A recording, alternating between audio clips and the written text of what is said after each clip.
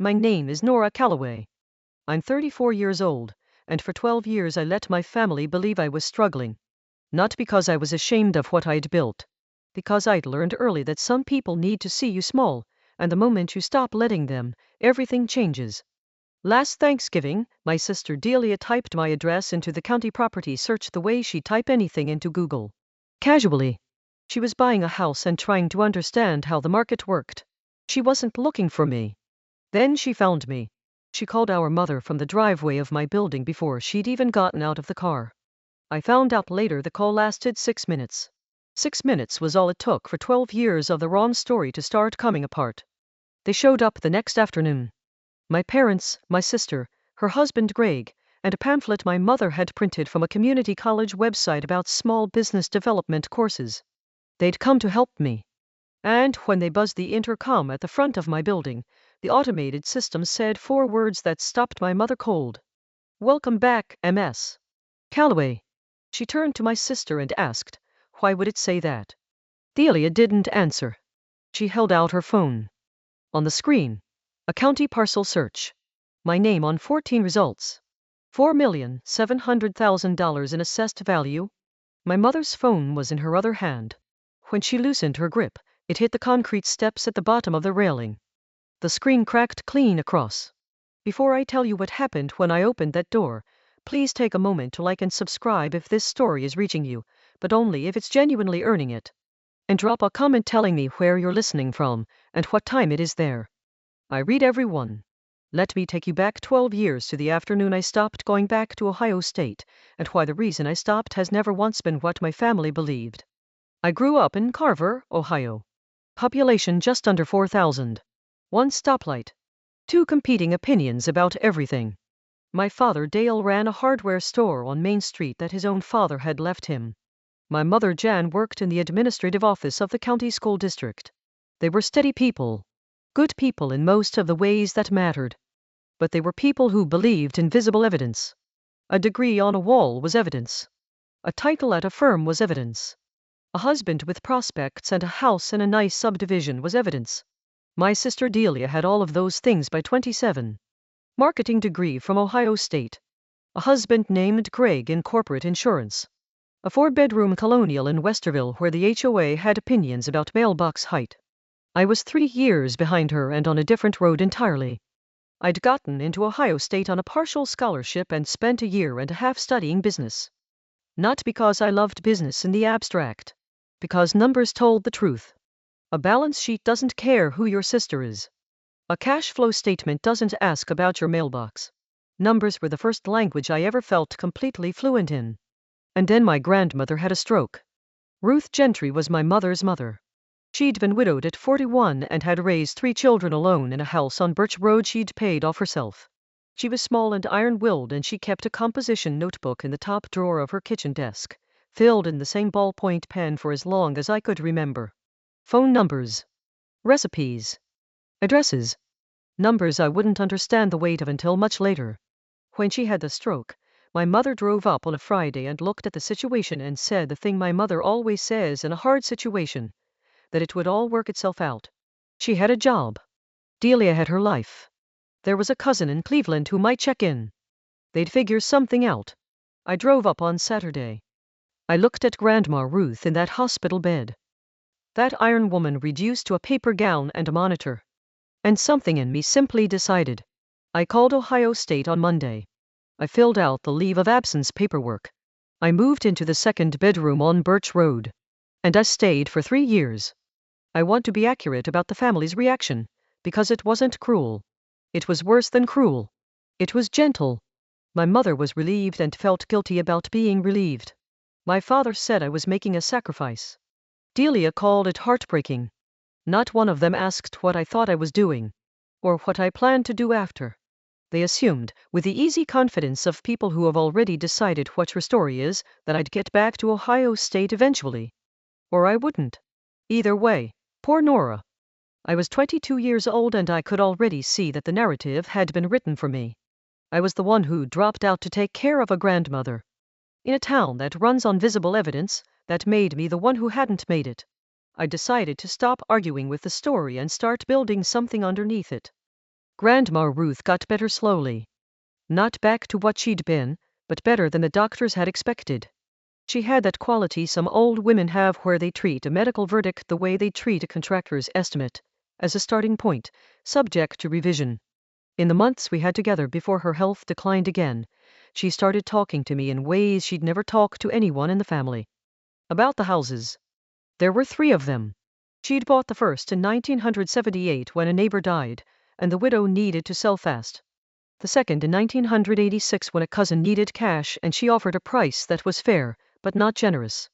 The third at a tax sale in 1994.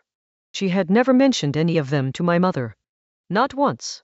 I asked her why she'd kept it quiet. She said something I wrote down that same night in one of her composition notebooks. Jan would have had opinions. Opinions cost more than the down payment. She showed me everything. The leases, handwritten and simple. The repair logs. The names of tenants, some of whom had been there for over a decade. The way she calculated whether a property was worth keeping, or selling, or fixing and then renting, and when those answers changed. I wasn't a business student anymore.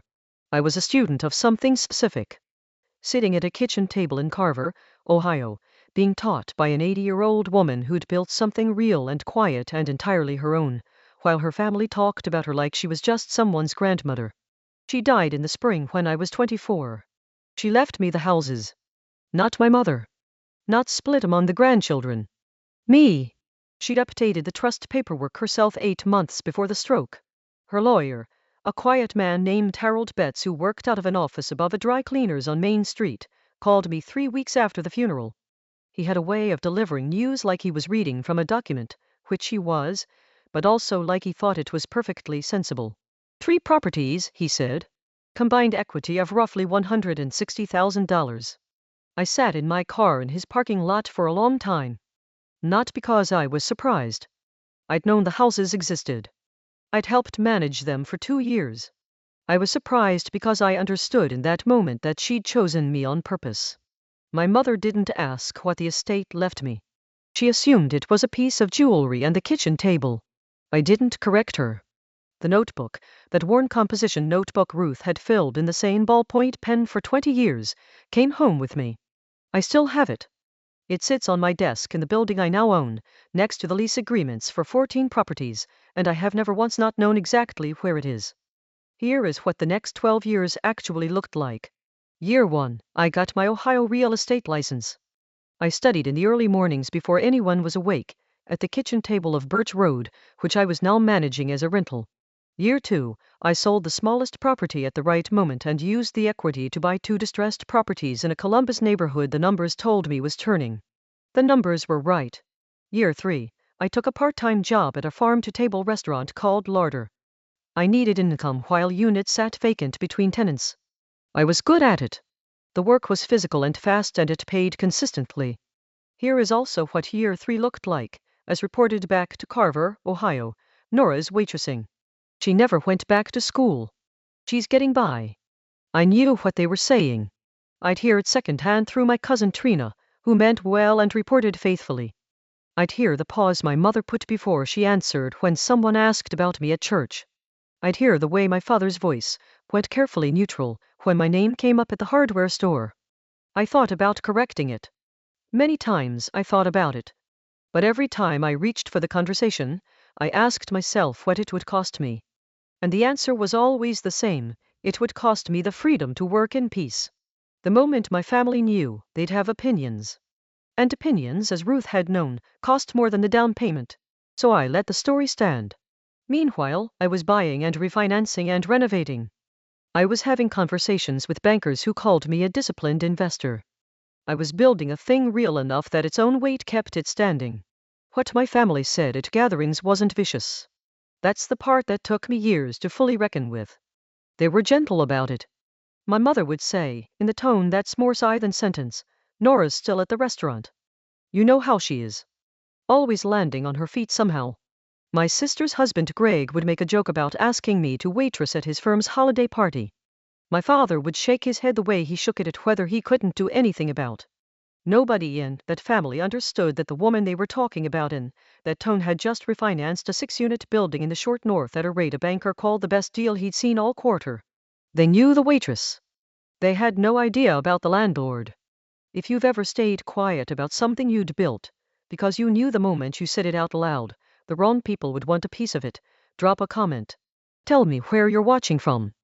And if you're still here, subscribe, because the Thanksgiving I invited them to is about 4 minutes away, and it is the last time anyone in that family said the word waitress to me with that particular pause before it.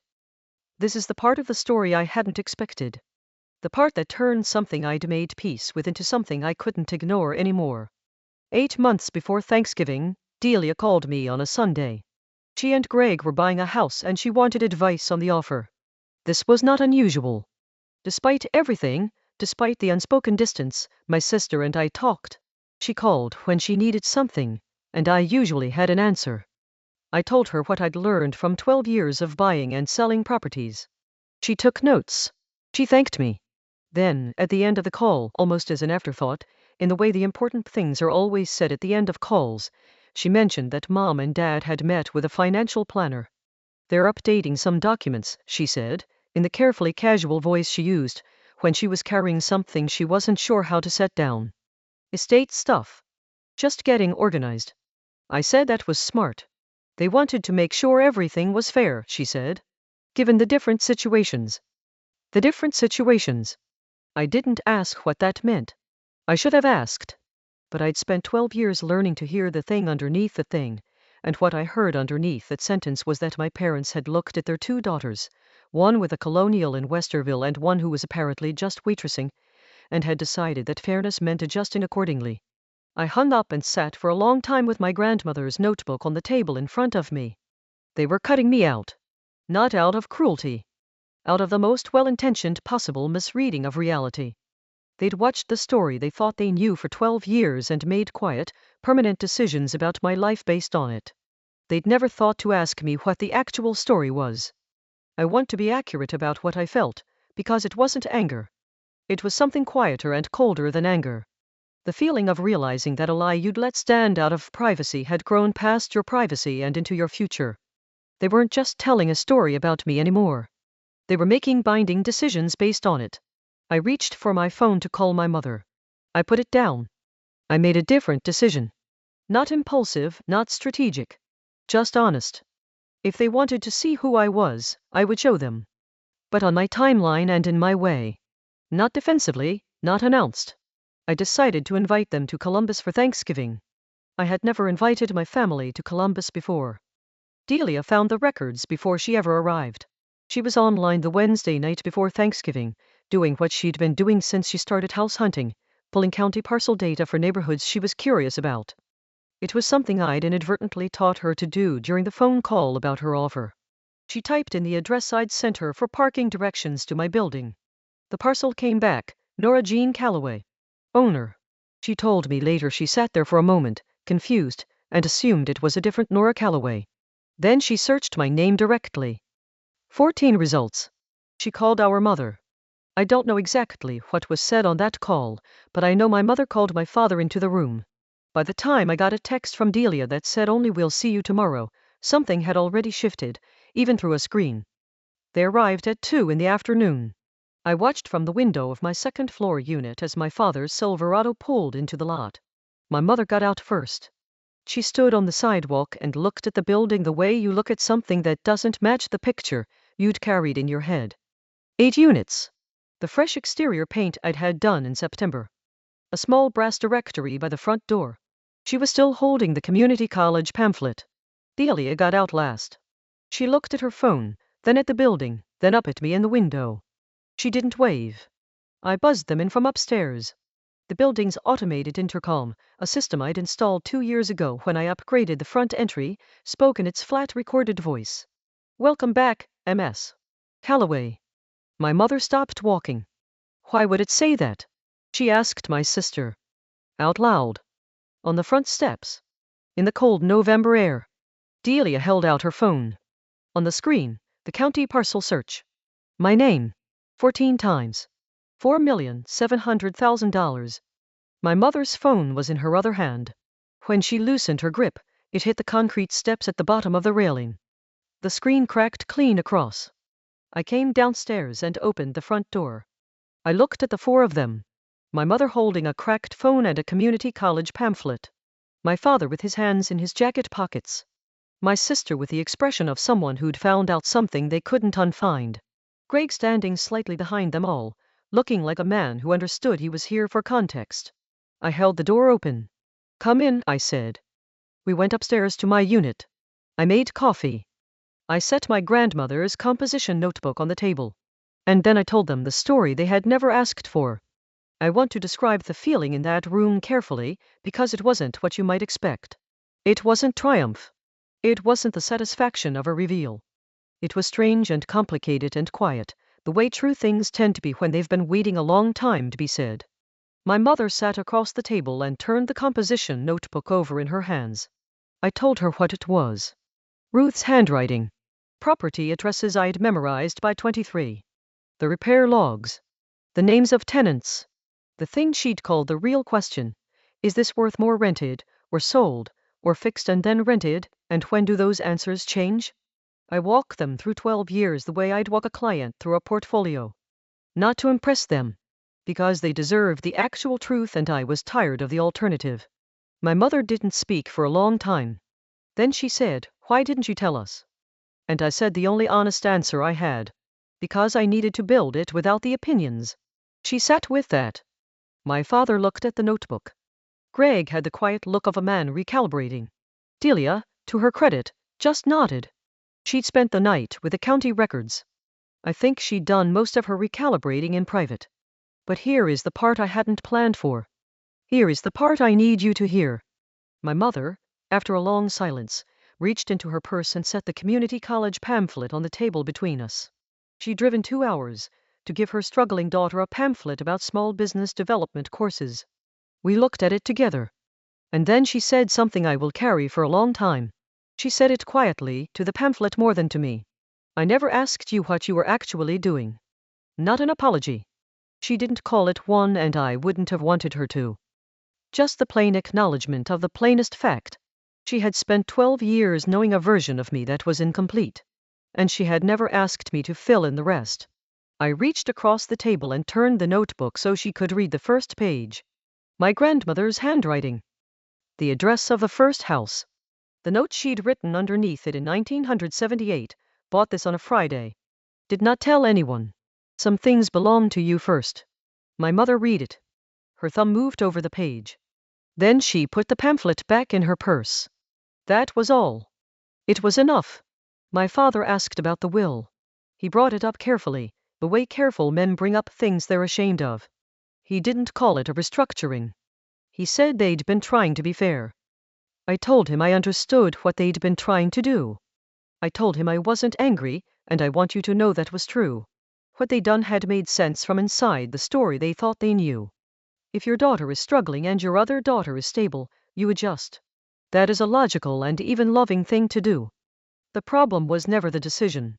The problem was that they'd made a permanent decision about my life based on a 12-year-old story they'd never thought to update. You could have asked, I said. Any year. Any phone call. How's work, Nora, really? That's all. My father looked at his hands. He is not a man who apologizes easily, and I didn't need him to. I needed him to understand. He nodded once. The way quiet men nod when they mean it. Then my mother did something unexpected. She asked me to show her the properties. Not the records. Not the spreadsheet. The actual buildings. We drove around Columbus for 2 hours that afternoon. Me pointing out each address, telling the story of each one. How I found it, what was wrong with it, what I saw that other people didn't. My father started asking questions about materials and structural repairs, the hardware store brain he can't turn off. My mother stood on the sidewalk outside one building and said, "Your grandmother would have loved this one." She was right. It was a 1940s brick building with original casement windows I'd restored rather than replace. Ruth had always said you build around what's already good. I didn't say that out loud. But I thought about that composition notebook, worn soft with use, sitting on my kitchen table with 12 years of my own notations alongside my grandmother's. 2 women. Same ballpoint pen. Same real question. Nobody in the family had known about either of us until now. Here is what didn't happen, and I want to be clear about this because the story deserves accuracy. My parents didn't immediately understand everything. They didn't go home and set the record straight with some big corrective gesture. My mother didn't call the neighbors who'd heard the Waitress story for 12 years. These things take time. Families take time. I am not interested in demanding transformation as the price of love. Here is what did happen. My mother updated the estate documents. She told me that in a phone call in January, simply and directly, they'd reviewed things with a financial planner. The documents reflected the actual situation. That was all she said, and that was all she needed to. My father came back in February, alone, and spent a Saturday helping me repair a section of hardwood flooring in one of the units. He brought his own tools. He didn't say much, but when he packed up to leave, he looked around the unit the way he looks around his hardware store, with a proprietor's eye, and he said it was solid work. From Dale Calloway, that is high praise. Delia called me a few weeks after Thanksgiving. She says she'd been thinking about what I'd said about the cost of the opinions.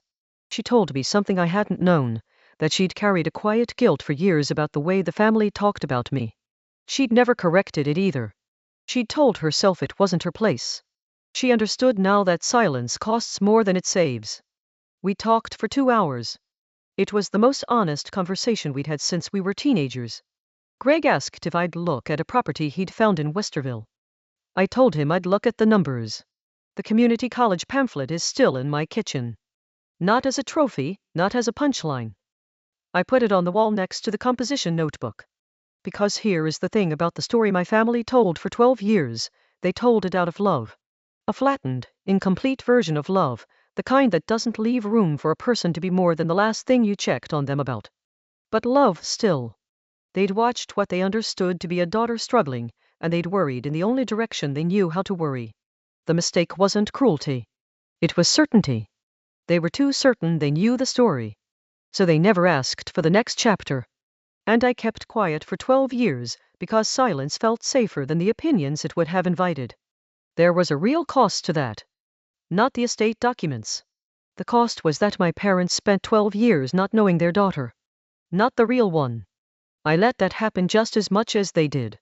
If I could say one thing to the woman I was at 22, standing at a kitchen table in Carver, Ohio, reading an old ballpoint notebook while my grandmother slept in the next room, it would be this: you don't have to earn the right to be known. You just have to decide it's time. Grandma Ruth built 3 houses and didn't tell a soul for 30 years. She was wise, and she was private, and she was right that the opinions would have cost more than the down payment. But she also gave me everything she'd built. And I think part of what she was giving me was permission. Not just the properties. The permission to do it differently. To build quietly, yes. But eventually to open the door. Some things belong to you first. But the people who love you deserve to know eventually what those things are. That's my story. 12 years. 14 properties. 1 notebook. And 4 words from an intercom that started a conversation 12 years overdue. If this reached you tonight, share it with someone who's been carrying their own story quietly. Drop a comment. Hit subscribe. And I'll see you in the next one.